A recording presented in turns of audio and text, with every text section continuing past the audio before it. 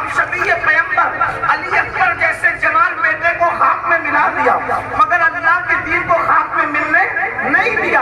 اور ہم کیا کرتے ہیں؟ اللہ اکبر، ایک طرف پیسہ ہے، ایک طرف اللہ کا دین ہے، ایک طرف پیسہ ہے، ایک طرف اللہ کا دین ہے۔ علی اکبر جیسا بیٹا بھی نہیں، اب علی اکبر جیسا بیٹا کسی کے گھر میں پیدا ہو بھی نہیں سکتا، بلکہ سیدوں کے گھر میں بھی اب علی اکبر جیسا بیٹا پیدا نہیں ہو سکتا۔ اللہ اکبر، توجہ فرمائے مسلمانوں، ایک طرف علی اکبر جیسا بیٹا، ایک طرف اللہ کا دین، اللہ کے دین پر اتنے خوبصورت بیٹے کو قربان کر دیا، لیکن ہماری فکر کیا ہے؟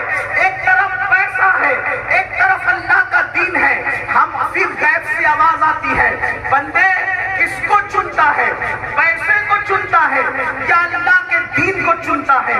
اپنے آپ میں ڈوب کے سوچو، اپنے ضمیر کی عدالت میں کھڑے ہو کر خود فیصلہ کرو، اپنے من میں ڈوب کر باجا سراغ زندگی، تو اگر میرا نہیں بنتا نہ بن، اپنا تو بن۔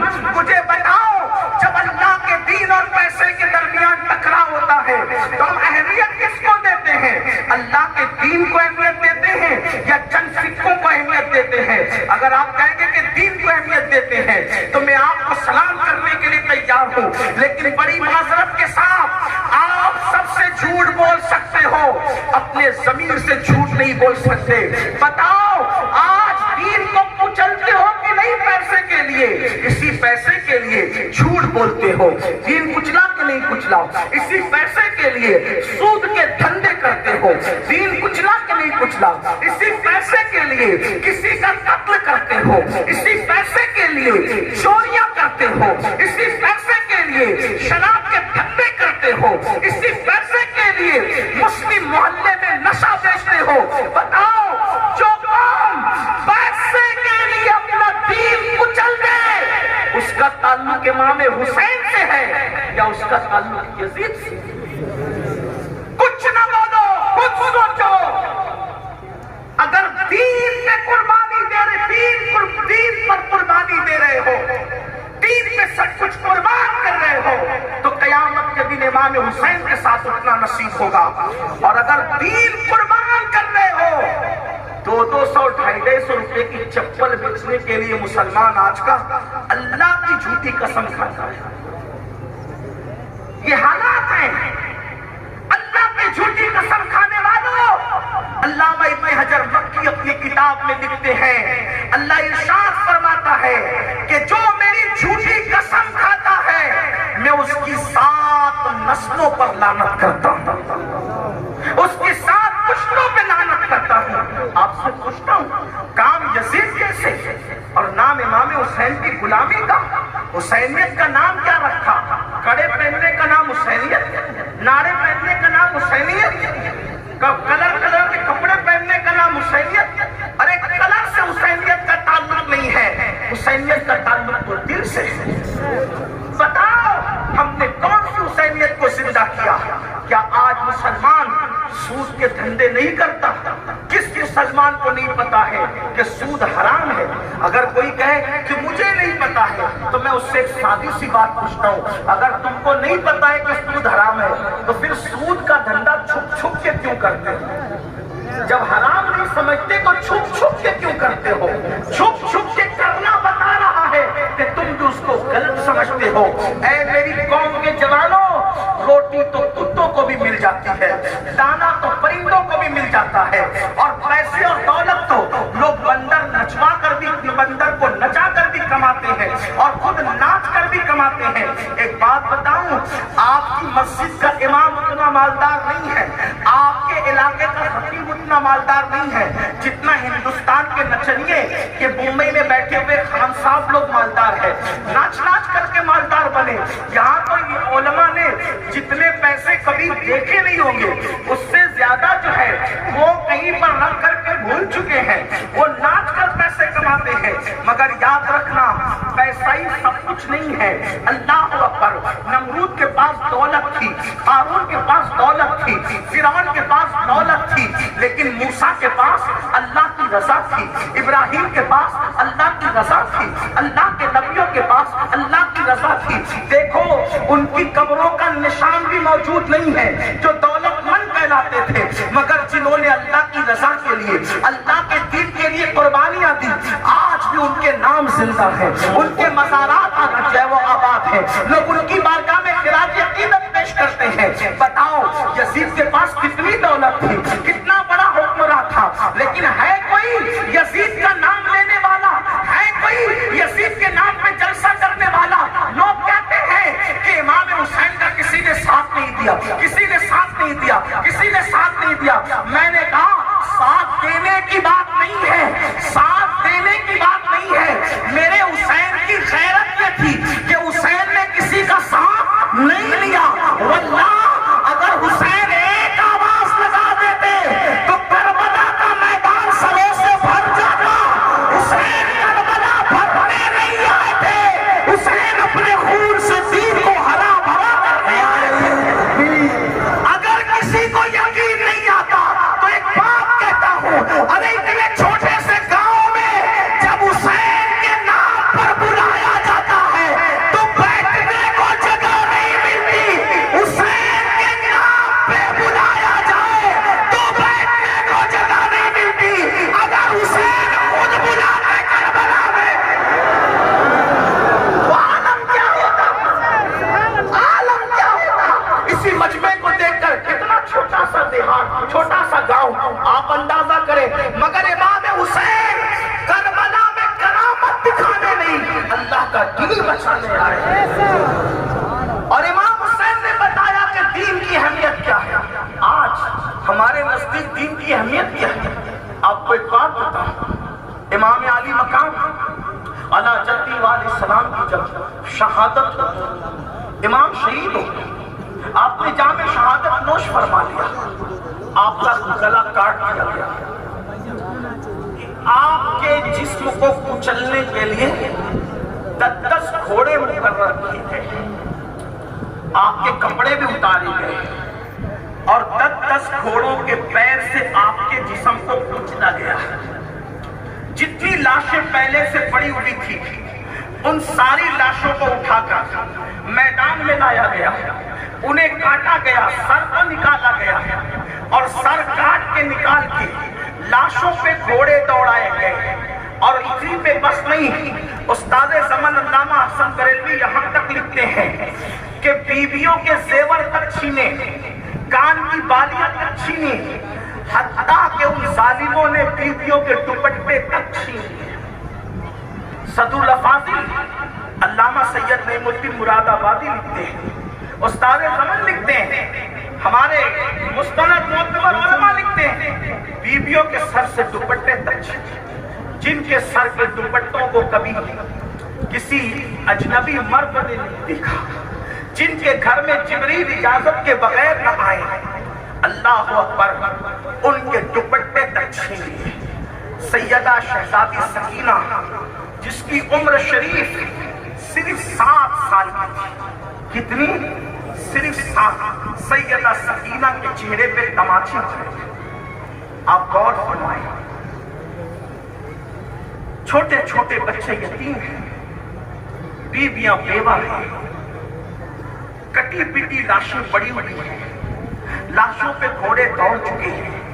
تھوڑا تصور میں لاؤ، یہاں بیٹھنے کی بجائے تصور میں کربلا چلو اور سوچو اور غور کرو، جب اپنے شوہر کی، اپنے بھائیوں کی، اپنے بھتیجوں کی، اپنے بیٹوں کی، اپنے بھانجوں کی لاشوں پر گھوڑے دوڑتے ہوئے اور ان لاشوں کو کچلتے ہوئے ان خواتین نے دیکھا ہوگا تو ان کے دل کتنے چھلنی ہوئے ہوں گے۔